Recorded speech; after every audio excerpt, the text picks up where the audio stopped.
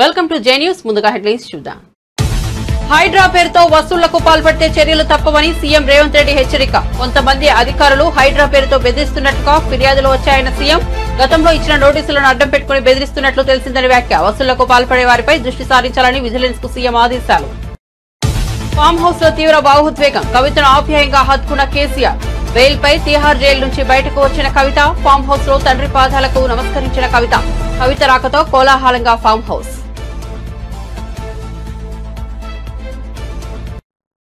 వైసీపీని వీడుతున్న కీలక నేతలు. టీడీపీ జనసేన గూటికి చేరుతున్న వైనం. తాజాగా మోపిదేవి వెంకటరమణ, బీదా మస్తాన్ రావు వైసీపీకి గుడ్ బై. టీడీపీలో చేరబోతున్నట్లు మోపిదేవి ప్రకటన. తమ పదవులకు రాజీనామా చేసి టీడీపీలో చేరుతామంటే స్వాగతిస్తామన్న గంట. హైడ్రా కూల్చివేతలపై హైకోర్టు వ్యాఖ్య. సీఎస్ కీలక సమావేశం. నిబంధనల మేరకు ముందుకు వెళ్లాలని హైడ్రాకు హైకోర్టు ఆదేశాలు. HYDRAA, GHMC, HMDA, revenue, irrigation అధికారులతో సీఎస్ సమావేశం. కూల్చివేతలపై న్యాయపరమైన సమస్యలు రాకుండా ఏం చేయాలో చర్చ. పత్తి రైతులకు ఏపీ సర్కార్ గుడ్ న్యూస్. రైతులు పండించిన పత్తినంతా సీసీఎల్ కొనుగోలు చేసే విధంగా చూస్తామన్న మంత్రి అచ్చెన్నాయుడు. రైతుల వద్ద పత్తి కొనుగోలు చేస్తేనే సెస్ తొలగిస్తామని స్పిన్నింగ్, జిన్నింగ్ వ్యాపారులకు స్పష్టం చేసిన మంత్రి. తప్పనిసరిగా పత్తి రైతులు ఈ క్రాప్ లో పేరు నమోదు చేసుకోవాలన్న మంత్రి అచ్చెన్నాయుడు. ప్రాజెక్టులు వేగవంతంగా పూర్తి చేయాలి. సీఎస్లతో నిర్వహించిన వీడియో కాన్ఫరెన్స్ లో ప్రధాని మోదీ. జాతీయ ప్రాజెక్టులపై ప్రధాని మోదీ సమీక్ష. Jal Jeevan mission, gas pipeline, railway ప్రాజెక్టులను త్వరితగతిన పూర్తి చేయాలన్న ప్రధానమంత్రి నరేంద్ర మోదీ. రాష్ట్రాల ప్రధాన కార్యదర్శులతో వీడియో కాన్ఫరెన్స్. అల్లు అర్జున్ పై తీవ్ర వ్యాఖ్యలు చేసిన జనసేన నేత చలమలశెట్టి రమేష్ బాబు. నీవు హీరో అనుకుంటున్నావా, నువ్వు ఒక కబడ్డీని అంటూ రమేష్ బాబు విమర్శలు. చిరు బ్రదర్స్ ను విమర్శించే స్థాయి అర్జున్కు లేదని వ్యాఖ్య. ఇక వార్త వివరాల్లోకి వెళ్తే, హైదరాబాద్ నగర పరిధిలో చెరువుల ఎఫ్టీఎల్ బఫర్ జోన్ పరిధిలోని నిర్మాణాల కూల్చివేతలపై హైకోర్టు వ్యాఖ్యల నేపథ్యంలో తెలంగాణ రాష్ట్ర ప్రభుత్వ ప్రధాన కార్యదర్శి శాంతికుమారి గురువారం కీలక సమావేశం నిర్వహించారు.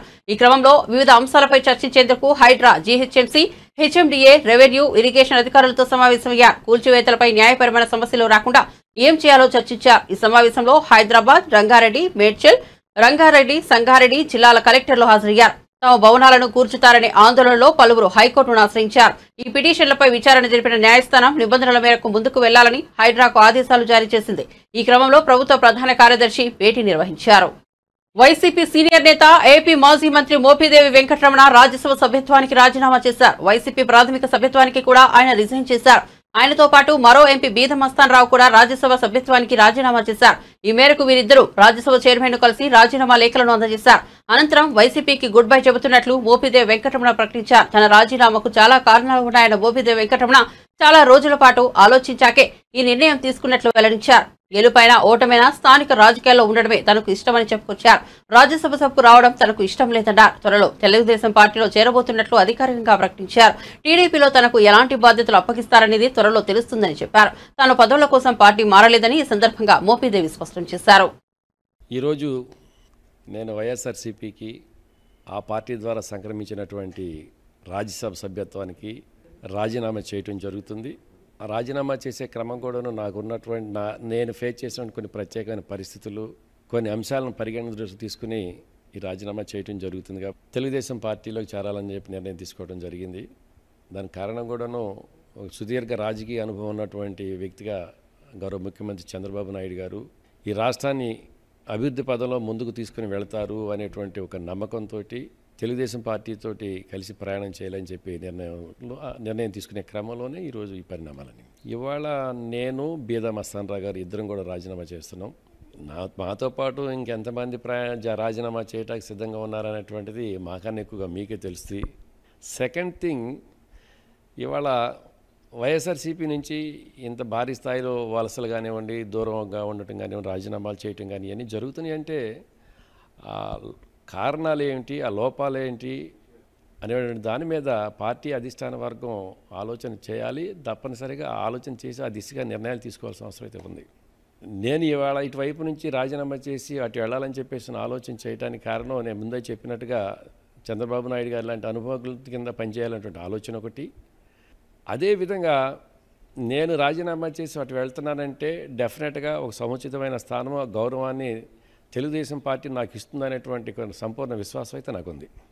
ఉంటాయి. స్థానిక నాయకత్వంతో కొన్ని ఇబ్బందులు ఉంటాయి. ఎందుకంటే ఇప్పుడు దాకా కూడా వారు మేము ఎదురుపడి డి అంటే డి అన్నట్టుగా ప్రయాణం చేశాం కాబట్టి వాటన్నిటిని కూడా పార్టీ పెద్దలు, స్థానికంగా ఉన్నటువంటి పెద్దలందరితో కలిసి సంప్రదించి ఎక్కడ ఎవరికి ఇబ్బంది లేని విధంగా, పార్టీకి నష్టం జరగకుండా ఉండే విధంగా, నన్ను నమ్మి నాతో కలిసి ప్రయాణం చేస్తున్నటువంటి పార్టీ కేడర్ కానీ, నాయకత్వానికి కానీ ఇబ్బంది లేకుండా ఉండే విధంగా నిర్ణయాలు తీసుకోవడం జరుగుతుంది. ఢిల్లీ లిక్కర్ పాలసీ కేసులో బీఆర్ఎస్ ఎమ్మెల్సీ కవిత బెయిల్పై జైలు నుంచి బయటకు వచ్చారు. దాదాపు 5.5 నెలల పాటు ఆమె ఢిల్లీలోని తిహార్ జైల్లో గడిపారు. హైదరాబాద్ కు చేరుకున్న కవిత ఎర్రవల్లిలో ఉన్న ఫామ్ హౌస్ కు వెళ్లారు. ఫామ్ హౌస్ లో తన తండ్రి పాదాలకు నమస్కరించి ఆయన చేతికి ముద్దు పెట్టారు. కొన్ని నెలల పాటు తన కూతురు జైల్లో ఉండటంతో తల్లడిల్లిపోయిన కేసీఆర్ ఆమెను చూడగానే తీవ్ర భావోద్వేగానికి గురయ్యారు. ఆప్యాయంగా దగ్గరకు తీసుకుని హత్తుకున్నారు. కూతురును చాలా రోజుల తర్వాత చూసిన ఆనందం ఆయన ముఖంలో కనిపించింది. ఈ సందర్భంగా కవిత భర్త అనిల్, కుమారుడు కూడా అక్కడ ఉన్నారు.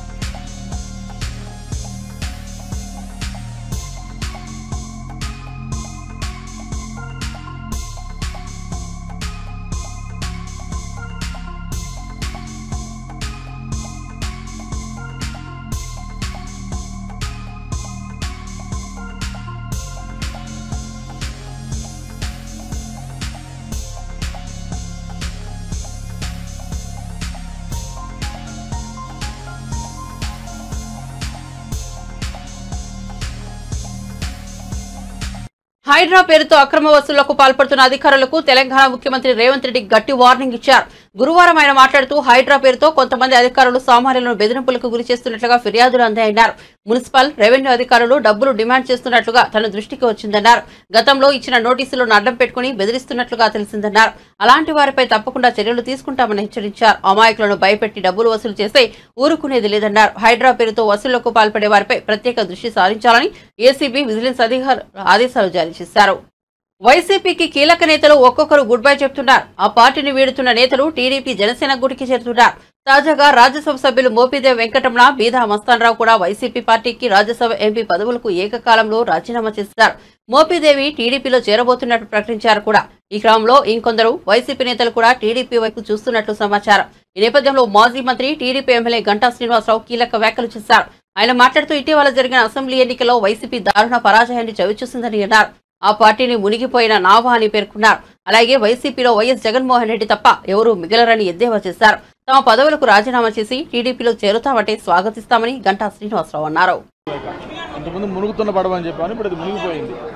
అందుకే ఈరోజు ఢిల్లీలో ఉన్న ఎంపీల దగ్గర నుంచి, ఇక్కడ ఉన్న ఎమ్మెల్సీల దగ్గర నుంచి, ఓడిపోయిన ఎమ్మెల్యేల దగ్గర నుంచి మొత్తం అందరూ కూడా క్యూ లైన్ కడుతున్నారు. ఒక వరదలాగా వస్తామని సిద్ధంగా ఉన్నారు.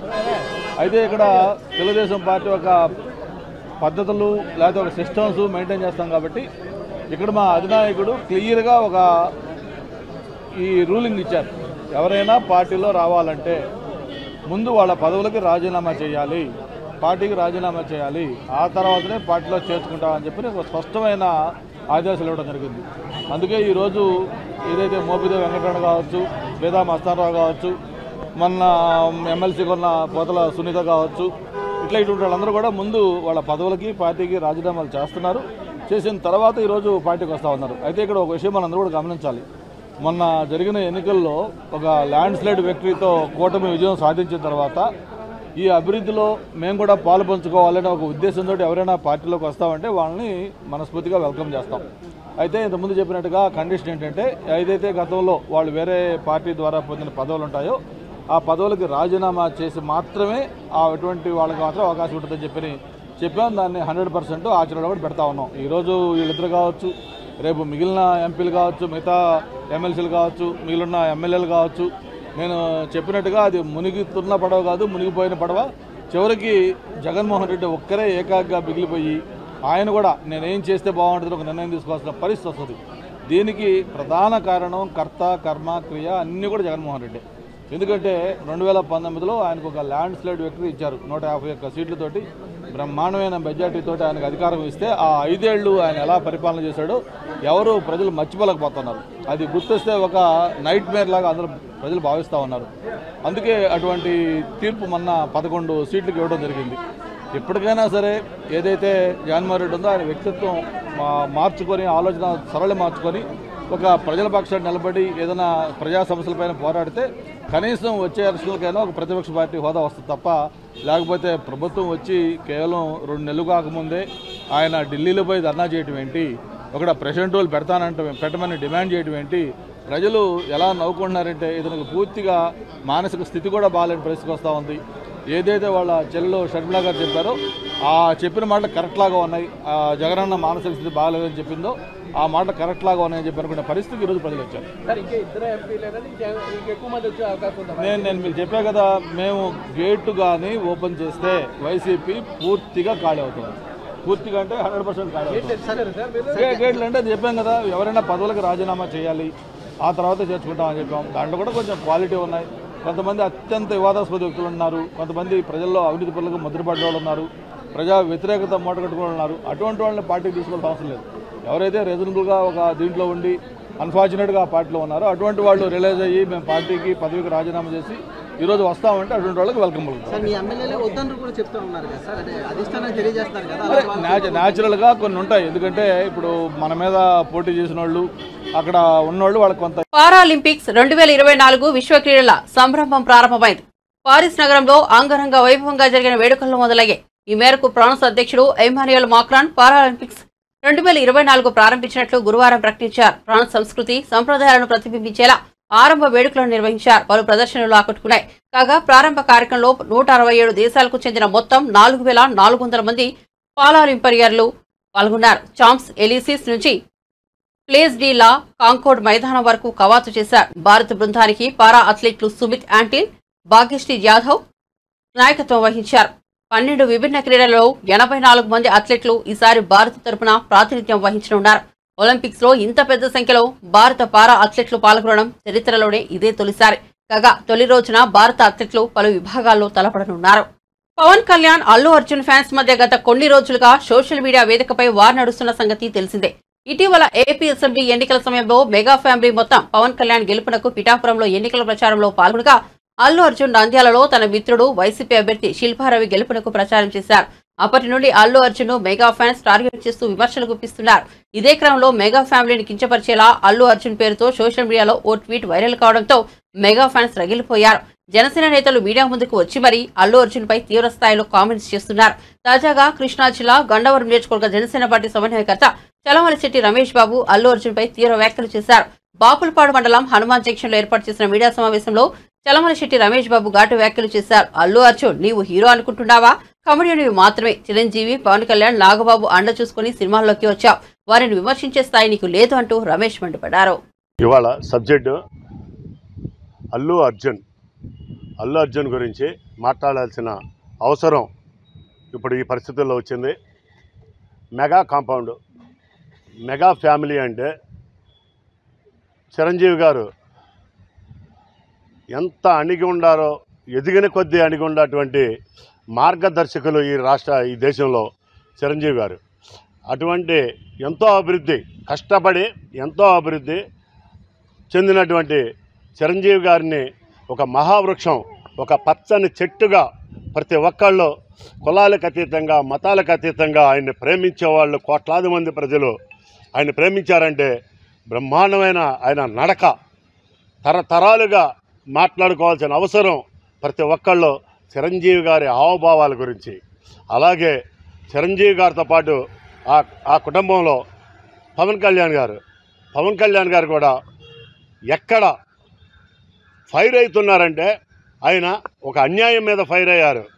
అంతేగాని అనవసరంగా ఏ వ్యక్తిని ఆయన నోటి నుంచి ఏ రోజున అనవసరమైన పదజాలం ఒక్కసారి కూడా రాలా. వాళ్ళిద్దరిని సమన్వయం చేసుకుంటూ నాగబాబు గారు కూడా అలాగే ఎవరైనా పెచ్చవాగుడు వాగుతే కౌంటర్ వేస్తానికి నాగబాబు గారు వెన్నుదన్నుగా ఉన్నారు వీళ్ళిద్దరికీ. ఇటువంటి ఫ్యామిలీని నుంచి వచ్చి నువ్వు నేర్చుకున్న సంస్కారం ఏమిటి అల్లు అర్జున్? నువ్వు నేర్చుకున్న సంస్కారం నిజంగా హీనమైపోయింది. మేమందరం ఎక్కడెక్కడి నుంచో మారుమూల ప్రజలు ఆయన చూసి మేము ఆయన అడుగుజాడల్లో నడవాలి, ఆయన హావభావాలు కావాలి, ఆయన విధానాలు కావాలని చెప్పేసి అందరం పాటించుకుంటూ పచ్చని మొక్కలు నాటుకుంటున్నాం, రక్తదానాలు చేస్తున్నాం. పుట్టినరోజు సందర్భంగా ఒక కేకులు కట్ చేయడమే కాదు, పేద ప్రజలకి లేకపోతే ఎక్కడ హాస్పిటల్స్లో కానీ ఎక్కడ అనాథలు ఉన్నారో, ఎక్కడ అమాయకులు ఉన్నారో వాళ్ళని ఆదుకోవడానికి వాళ్ళ పిలుపుని అందుకొని అభిమానులుగా ఈ రాష్ట్రంలో అత్యధికంగా తయారయ్యాం. అల్లు అర్జున్ రేపు డిసెంబర్ 6వ తారీఖున నువ్వు మాట్లాడిన దానికి చిరంజీవి గారు, పవన్ కళ్యాణ్ గారు, నాగబాబు గారు వాళ్ళ కాళ్ళు కడిగి ఆ నీళ్లు పబ్లిక్గా మీడియా ముందు నెత్తిన పోసుకుంటే పోసుకో, లేకపోతే ఈ 40 గ్రామాల్లో ఈ మండలం బాపులపాడు మండలం నుంచి హనుమాన్ జంక్షన్ నుంచి మాట్లాడుతున్నాను. ఈ 40 గ్రామాల్లో రేపు డిసెంబర్ 6వ తారీఖున నీ సినిమా రిలీజ్ చేయలేవు. ఏ థియేటర్లోనూ నీ సినిమా ఈ ప్రాంతంలో రిలీజ్ కాదు. ఈ గన్నవరం నియోజకవర్గం మొత్తం కూడా నీ సినిమా రిలీజ్ అవ్వటం మాత్రం ఖచ్చితంగా అవ్వదు. ఒక్క ఫ్లెక్సీ కట్టేవాడు ఉండడు. ఇది ఛాలెంజ్ చేసి చెప్తున్నాను. డిసెంబర్ 6వ తారీఖు ఈ లోపల నువ్వు మీడియా ముందు వాళ్ళ కాళ్ళు కడిగి ఆ నీళ్ళని నువ్వు నీ నెత్తిని జింపుకుంటే నీకు ప్రక్షాళన జరుగుద్ది. అప్పుడు కూడా సహించం. దాన్ని ఏ విధంగా మార్చుకోవాలో ఆ విధంగా మార్చుకోవడానికి ట్రై చేస్తాం. కానీ నువ్వు చేసిన తప్పు, చిరస్థాయిగా చేసిన తప్పు చేసేసావు. ఇప్పటికైనా సరే నువ్వు నిర్ణయం తీసుకో. అల్లు అర్జున్, నువ్వు ఒక కామెడీ యాక్టర్వి. నువ్వేదో హీరోని అనుకుంటున్నావేమో, నువ్వు ఒక కామెడీ యాక్టర్లాగా కనబడుతున్నావు. ఆ కామెడీ వరకే కానీ నువ్వు ఒక హీరోగా మాత్రం భావించుకోబాకు. హీరో అంటే రామ్ చరణ్ అంటే యాక్షన్తో కాదు, హావభావాలు, తల్లి వాళ్ళ భావాలతో అందిపుచ్చుకుని ఆయన మాట్లాడే డిబేట్లు చూడు. ఎక్కడైనా సరే రామ్ చరణ్ మాట్లాడే విధి విధానాలు చూడు. ఎంత క్లాసుగా, ఎంత అఫీషియల్గా కానీ, ఎంత సౌమ్యంగా మాట్లాడుతున్నాడో, ఎంత అణిగిమణిగి ఈ ప్రజల కోసం మాట్లాడుతున్నాడో, ఎంత సర్వీస్ చేస్తున్నాడో కూడా తెలుసుకో. మీ తండ్రి పిల్లికి బిచ్చం పెట్టని అల్లు అరవింద్ గారు ఎక్కడైనా సరే సేవా కార్యక్రమాల్లో ఎక్కడైనా ఉన్నాడా? ఈ రాష్ట్రాన్ని ఎక్కడైనా కాపాడారా? నీ కుటుంబం గురించి చెప్తావేంటి? నీ కుటుంబం ఏదో గొప్పదనుకుంటున్నావేమో, నీకేదో సైన్యం ఉన్నారనుకుంటున్నాము. చూపిస్తూ సైన్యాన్ని రేపు డిసెంబర్ 8వ తారీఖు 6వ తారీఖు అన్నావు. ఆ రోజును చూపిస్తూ నీ సైన్యాన్ని మేము చూస్తాం, ఖచ్చితంగా చూస్తాం. దీన్ని ఎదుర్కొంటాం. ఖచ్చితంగా కాలుతో అధపాతాళానికి తక్కకపోతే అల్లు అర్జున్ నీకు తగిన శాస్తి చేస్తాం. Thank you. హైదరాబాద్ మహానగరంలో అక్రమ నిర్మాణాలను నేలమట్టం చేస్తున్న హైడ్రా అక్రమార్కుల గుండెల్లో గుబులు పెట్టిస్తున్న విషయం తెలిసిందే. దీంతో చెరువులు, నాలాల ఆక్రమణలకు పాల్పడే అనుమతులు లేకుండా భవనాలు నిర్మించిన వారు వణికిపోతున్నారు.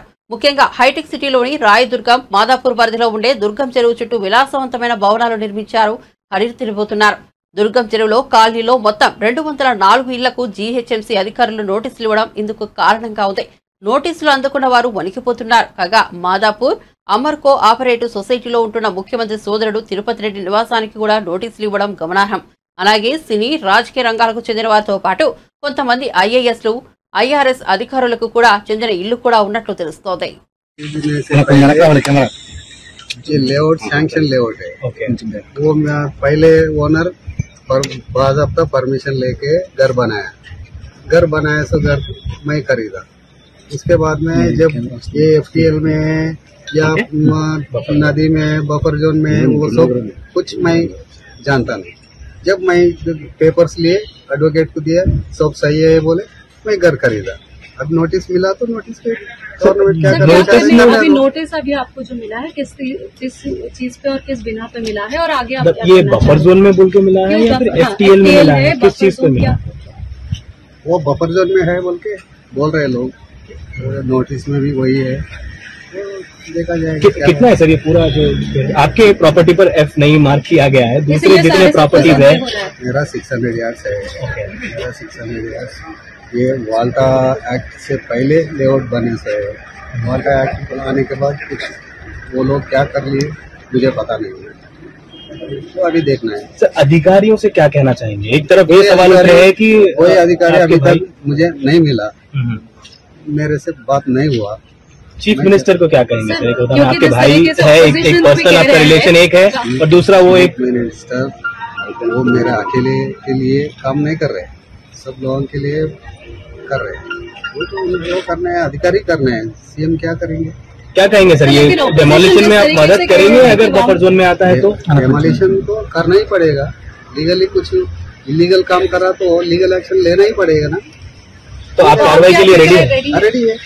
अगर घर और दूसरे प्रॉपर्टीज भी इस चीज की जब्त में आ रहे हैं, और खास करके आपके प्रॉपर्टी को लेकर काफी दिन से चर्चा चल रही है। बीआरएस के नेता ट्वीट कर रहे हैं, ड्रोन विजुअल्स लगा रहे हैं, सैटेलाइट विजुअल्स लगा रहे हैं। बीआरएस लोग मेरे को लेके ये सब कॉलोनी वाले को वो तो मुसीबत में पड़ा दिए। जो अगर मैं नहीं है तो इधर तरफ कोई देखने वाला ही नहीं रहता है? ये तो मैं बनाया सो नहीं है, मैं लेआउट नहीं बनाया, मैं इलीगल को नहीं बनाया, मैं परमिशन लेके जो मेरा मालिक था वो बना दिए, मैं घर बीच में खरीदा, मुझे क्या मालूम है? नहीं, आपके गवर्नमेंट तोड़ना चाहे तोड़ने दो, जरा टाइम दिए तो सामान लेके बाहर चलता हूँ। सर जैसे आप कह रहे हैं कि बीआरएस ये पूरे बीआरएस वाले अटेंशन डाइवर्ट कर रहे हैं। ये जो 10 साल उनका गवर्नमेंट में बहुत इलीगल काम चला, वो काम रोकने के लिए वो ऐसा काम चालू कर दिए। సినీ సెలబ్రిటీలు రాజకీయ పార్టీలపై జోష్యాలు చెబుతూ పాపులర్ అయిన ఆస్ట్రాలజర్ వేణుస్వామికి ఇటీవల మహిళా కమిషన్ నోటీసులు జారీ చేసిన సంగతి తెలిసిందే. అయితే ఈ నోటీసులపై వేణుస్వామికి తెలంగాణ హైకోర్టులో ఊరట లభించింది. ఇటీవల నాగ చైతన్య శోభిత నిశ్చితార్థ వేడుకలు జరగగా కొన్ని గంటల వ్యవధిలోనే వేణుస్వామి వారి వైవాహిక జీవితంపై సంచలన జోష్యం చెప్పారు. 2027 వరకే వారు కలిసి ఉంటారని, తర్వాత విడిపోతారంటూ వేణుస్వామి ఒక వీడియో విడుదల చేశారు. వేణుస్వామి ఈ రకంగా జోష్యం చెప్పడంపై తీవ్ర స్థాయిలో విమర్శలు వచ్చాయి. అయితే ఆయన చెప్పిన జోష్యంపై తీవ్ర అభ్యంతరం వ్యక్తం చేస్తూ తెలుగు ఫిలిం జర్నలిస్ట్ అసోసియేషన్ తో పాటు దాని అనుబంధ సంస్థ Telugu film digital media association Telangana మహిళా కమిషన్ కు వేణుస్వామిపై ఫిర్యాదు చేశాయి. ఫిర్యాదు స్వీకరించిన మహిళా కమిషన్ చైర్పర్సన్ నేరెళ్ల శారద వేణుస్వామికి నోటీసులు జారీ చేసింది. మహిళా కమిషన్ నుండి విచారణ ఎదుర్కోవాల్సి రావడంతో ఆ నోటీసులను సవాల్ చేస్తూ వేణుస్వామి హైకోర్టును ఆశ్రయించారు. వేణుస్వామి పిటిషన్ను విచారణకు స్వీకరించిన తెలంగాణ హైకోర్టు కీలక వ్యాఖ్యలు చేసింది. నాగ చైతన్య శోభితకు లేని సమస్య మీకెందుకు అంటూ ఫిలిం జర్నలిస్ట్ అసోసియేషన్ ను ప్రశ్నించింది. మహిళా కమిషన్ నోటీసులు చెల్లవంటూ కోర్టు తీర్పిచ్చింది. రాష్ట్రంలో రైతులు పండించిన పత్తినంతా సీసీఎల్ కొనుగోలు చేసే విధంగా చర్యలు తీసుకుంటామని ఏపీ మంత్రులు అచ్చెన్నాయుడు, సవిత పేర్కొన్నారు. రాష్ట్రంలో పత్తి సాగు ఉత్పత్తి పెరగడంతో పాటు రైతులకు ఆర్థిక భరోసా కలిగేలా నూతన వంగడాల అభివృద్ధికి చర్యలు తీసుకుంటామని అన్నారు. రాష్ట్రంలో రైతుల దగ్గర పత్తి కొనుగోలు చేస్తేనే సెస్ తొలగిస్తామని పత్తి స్పిన్నింగ్స్, జెండింగ్ వ్యాపారులకు మంత్రులు స్పష్టం చేశారు. పత్తి రైతుల దగ్గర మొత్తం పంట కొనుగోలు చేసేలా సీసీఎల్ కు కేంద్రానికి లేఖ రాయనున్నట్లు వెల్లడించారు. బుధవారం రాష్ట్ర సచివాలయంలో వివిధ శాఖల అధికారులతో కలిసి పత్తి పరిశ్రమ సమస్యలపై మంత్రులు సమీక్షా సమావేశం నిర్వహించారు.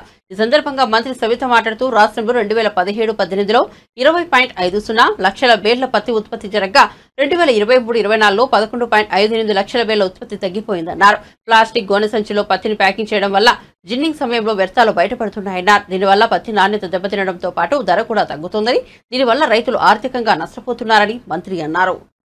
హైదరాబాద్ లోని గచ్చిబౌలిలో బుధవారం రాత్రి దారుణం చోటు చేసుకుంది. ఏడాదిగా వెంటపడుతున్నా పెళ్లికి ఒప్పుకోలేదనే కోపంతో ఓ యువకుడు విచక్షణ కోల్పోయాడు. స్నేహితురాలపై కత్తితో దాడి చేసి చంపేశాడు.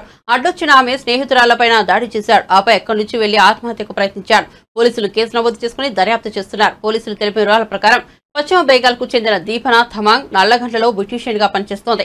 గోపన్పల్లి తండా సమీపంలో స్నేహితురాలతో కలిసి ఉంటోంది. దీపనకు కర్ణాటకకు చెందిన రాకేష్ తో కొంతకాలంగా పరిచయం ఉంది. ఈ క్రమంలోనే పెళ్లి చేసుకుందామంటూ రాకేష్ ఒత్తిడి చేస్తుండగా దీపన నిరాకరిస్తూ వస్తోంది. దాదాపు ఏడాదిగా వెంటపడుతున్న రాకేష్ బుధవారం రాత్రి ఉన్మాదిగా మారాడు. యువతి ఉంటున్న ఇంటికి వెళ్లి ఆమెపై కత్తితో దాడి చేశాడు. తీవ్ర గాయాలతో దీపన అక్కడికక్కడే చనిపోయింది. దీపనను కాపాడేందుకు ప్రయత్నించిన ఆమె స్నేహితురాలకు గాయాలయ్యాయి. తర్వాత అక్కడి నుంచి మీనాబాద్ సమీపంలోని కనకమామిడి వద్ద ఓ విద్యుత్ స్తంభం ఎక్కి రాకేష్ ఆత్మహత్యకు ప్రయత్నించాడు. కరెంట్ షాక్ తో కింద పడ్డ రాకేష్ ను స్థానికులు ఆసుపత్రికి తరలించారు. 12 గంటల టైంలో ఒక 100 డైల్ వచ్చింది నాకు. నేను గోపన్పల్లి తండ దగ్గర ఒక స్త్రీ మీద అటాక్ జరిగిందని ఒక వివాహితం అని చెప్పేసి మాకు సమాచారం వచ్చింది. దాన్ని అనుసరించి అక్కడికి పోయి చూసాము. అక్కడ దీప్నా తమాంగ్ అనే ఒక 20 years అమ్మాయి ఈ పిఎన్కే సెలూన్లో పనిచేస్తుంది. మన అపర్ణ జినాంగ్ అనే ఒక షోరూమ్ ఉంటుంది, అక్కడ దాంట్లో పనిచేస్తే అమ్మాయి. ఆ అమ్మాయితో పాటుగా మరో 3 యువతులు కూడా వాళ్ళ రూమ్లో ఉంటారు. ఈ రాకేష్, ఈ అమ్మాయి వచ్చేసి దీప తమంగ్ వచ్చేసి వెస్ట్ బెంగాల్ డిస్టిక్, కూచ్ బిహార్ డిస్టిక్ ఆమెది, వెస్ట్ బెంగాల్ స్టేట్. ఈ రాకేష్ అనే వ్యక్తి వచ్చేసి Bidar district Karnataka state, Bidar district Karnataka state ఇతను.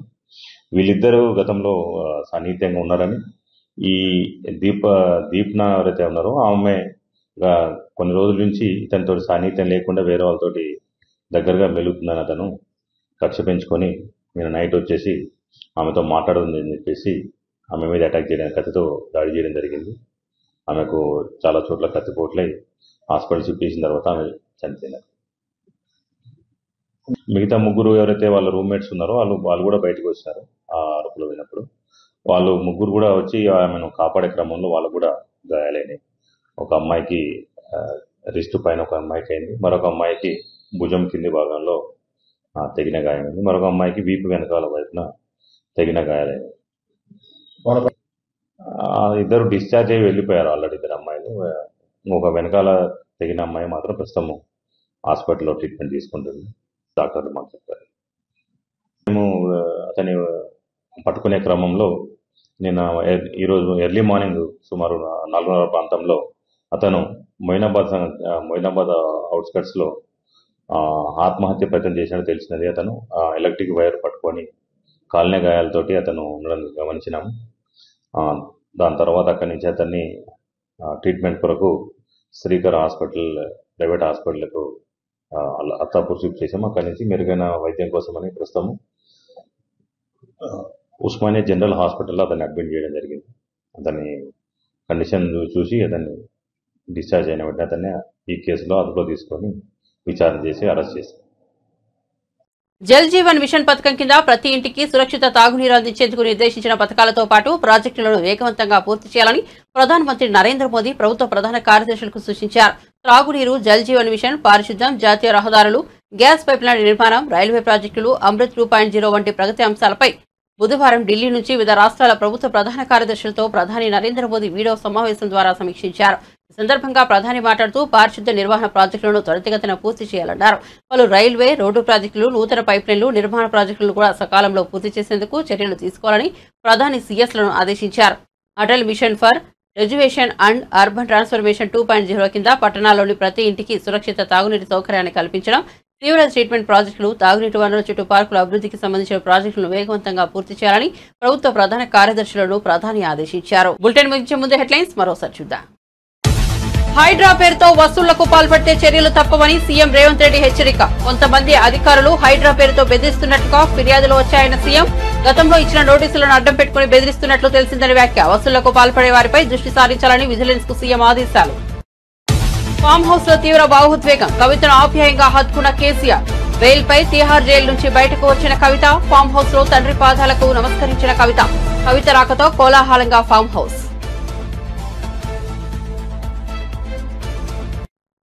వైసీపీని వీడుతున్న కీలక నేతలు. టీడీపీ జనసేన గూటికి చేరుతున్న వైనం. తాజాగా మోపిదేవి వెంకటరమణ, బీదా మస్తాన్రావు వైసీపీకి గుడ్ బై. టీడీపీలో చేరబోతున్నట్లు మోపిదేవి ప్రకటన. తమ పదవులకు రాజీనామా చేసి టీడీపీలో చేరతామంటే స్వాగతిస్తామన్న గంట. హైడ్రా కూల్చివేతలపై హైకోర్టు వ్యాఖ్య. సీఎస్ కీలక సమావేశం. నిబంధనల మేరకు ముందుకు వెళ్లాలని హైడ్రాకు హైకోర్టు ఆదేశాలు. HYDRAA, GHMC, HMDA, revenue, irrigation అధికారులతో సీఎస్ సమావేశం. కూల్చివేతలపై న్యాయపరమైన సమస్యలు రాకుండా ఏం చేయాలో చర్చ. పత్తి రైతులకు ఏపీ సర్కార్ గుడ్ న్యూస్. రైతులు పండించిన పత్తినంతా సీసీఎల్ కొనుగోలు చేసే విధంగా చూస్తామన్న మంత్రి అచ్చెన్నాయుడు. రైతుల వద్ద పత్తి కొనుగోలు చేస్తేనే సెస్ తొలగిస్తామని స్పిన్నింగ్, జిన్నింగ్ వ్యాపారాలకు స్పష్టం చేసిన మంత్రి. తప్పనిసరిగా పత్తి రైతులు ఈ క్రాప్ లో పేరు నమోదు చేసుకోవాలన్న మంత్రి అచ్చెన్నాయుడు. ప్రాజెక్టులు వేగవంతంగా పూర్తి చేయాలి. సీఎస్లతో నిర్వహించిన వీడియో కాన్ఫరెన్స్ లో ప్రధాని మోదీ. జాతీయ ప్రాజెక్టులపై ప్రధాని మోదీ సమీక్ష. Jal Jeevan mission, gas pipeline, railway ప్రాజెక్టులను త్వరితగతిన పూర్తి చేయాలన్న ప్రధానమంత్రి నరేంద్ర మోదీ. రాష్ట్రాల ప్రధాన కార్యదర్శులతో వీడియో కాన్ఫరెన్స్. అల్లు అర్జున్ పై తీవ్ర వ్యాఖ్యలు చేసిన జనసేన నేత చలమలశెట్టి రమేష్ బాబు. నీవు హీరో అనుకుంటున్నావా, నువ్వు ఒక కబడ్డీని అంటూ రమేష్ బాబు విమర్శలు. చిరు బ్రదర్స్ ను విమర్శించే స్థాయి అర్జున్కు లేదని వ్యాఖ్య. మరిన్ని అప్డేట్స్ కోసం చూస్తూనే ఉండండి జే న్యూస్.